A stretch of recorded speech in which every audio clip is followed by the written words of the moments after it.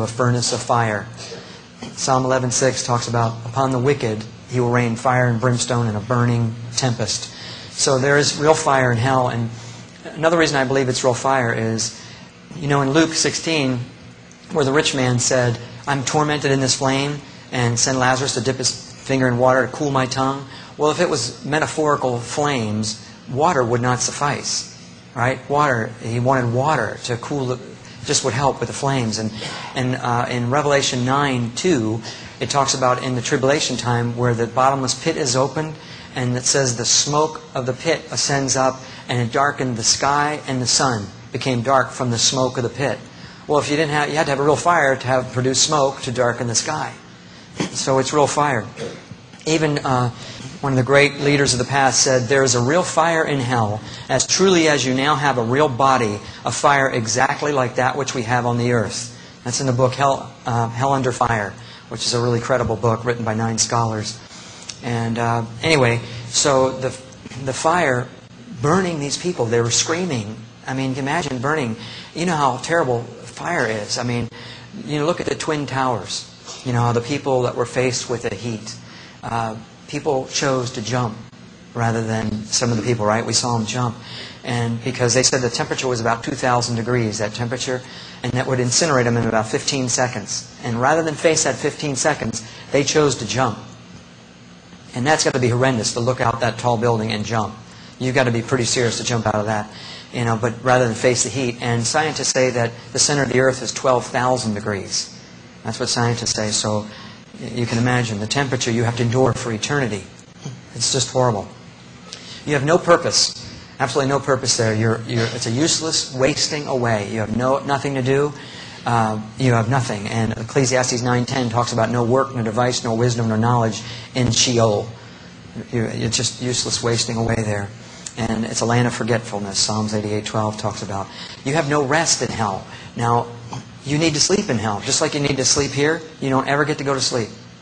Imagine what it's like not to sleep just 1 or 2 nights. Well, you never get to sleep again. So you're kept up. And how your body would feel after just a few nights, you're going to die. Well, there you never get sleep. And Revelation 14:9 or 14:11 talks about, and the smoke of their torment ascends up forever and ever, and they have no rest day nor night. Now, it's talking about the rest from the torments, but also you don't have any physical rest. You see, in Psalms 127:2, God says He gives His beloved sleep. You see, so sleep He has given to the beloved, and you're not His beloved there. You see, every good and perfect gift comes from above. It says in James 1:17. So you see, hell is absent of God's goodness. You don't get to breathe. You don't get to have fresh air. You don't get to have sunshine. You don't get any fellowship with anybody. You never get to be with people again.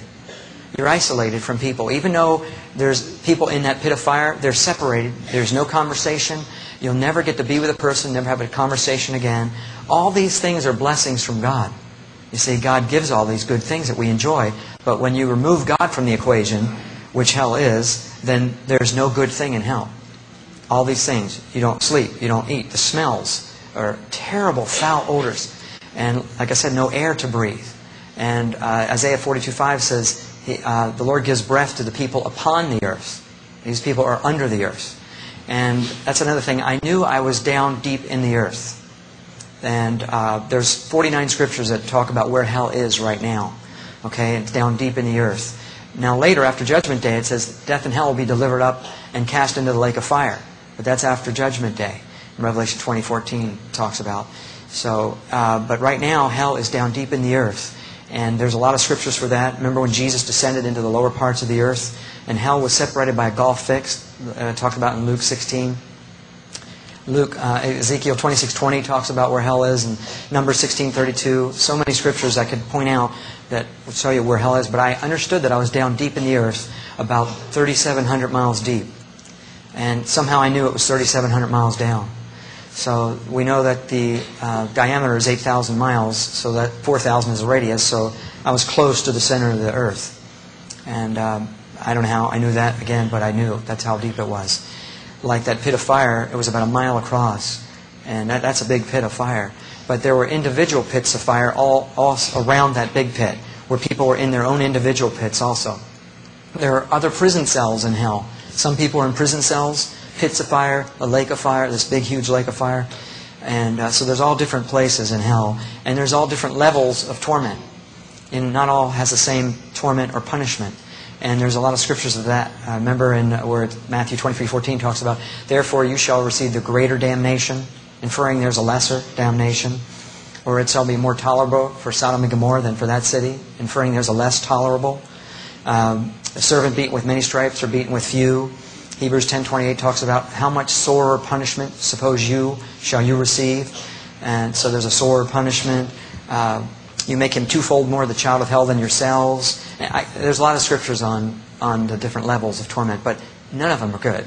Okay, all of them are bad. Every single level. There isn't any nice spot in hell. So it's not a place you want to go to. Now, I thought about, when I was down there, I thought about my wife.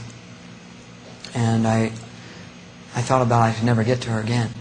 I'd never get out. She'd never know where I was at. She never could find me. I couldn't get out. And that thought to me was really tormenting. To live with that for eternity, that she would never know where I was, and I would never get to her. She would never know what happened to me. That was horrifying to me. And I've always told my wife I'd get to her no matter what happens. If we're in an earthquake and we're separated that day, I'll get to her. I'll find her. And I couldn't get to her. So another thing that you just have to endure there is being separated from your loved ones. I thought about people up on the earth. I understood that there was a whole world going on up here, but that the people up here don't realize there's a whole world going on down there. Most people don't realize that there's millions of people down there that used to live up here on the surface. And they're all there, tormented. And they used to live here and live their life just like you and I. Walking the earth, doing their thing, and enjoying their families. And now they're eternally lost in this place, and they'll never see their families. They'll never see anyone. I thought about, just for a second, I had flashbacks of I wanted to eat a good meal. I have a drop of water. Water was so precious. I just wanted one drop, like the rich man said. You know, one drop would have been so special. And so I really value water highly now. My wife and I both, I carry water everywhere we go. And I have a bar at home. I collect water from around the world. So if you don't like water, you want to learn to love it. Because, when my wife poured it for me when we returned, she poured me a glass of water. And it just all of a sudden, it was life in a glass. See, water represents life. It talks about that in Revelation 21. And it just was amazing for me to look at water and think, there's life in this. And there's no life in hell. So there's no water in hell. Zechariah 9:11 talks about thy prisoners in the pit where there is no water. And a lot of other scriptures. But water is so precious now. Matter of fact, I'm going to have a drink. So.